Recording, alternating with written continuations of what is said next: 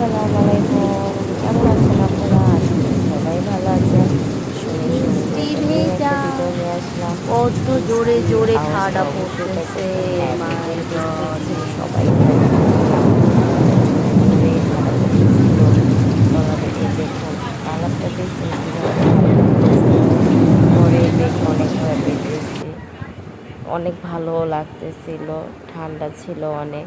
পরে ভাবলাম যে একটু হাত বাইরে দিয়ে একটু হাতটা ভিজাই, ভালো লাগে। এখন তো গোসলই করতে পারি না। ছোটোবেলায় একটু সুন্দর করে বৃষ্টিতে গোসল করতাম, আর আম্মু বলতো জ্বর আসবে জ্বর আসবে, কিন্তু এখন আর সেটা আছে?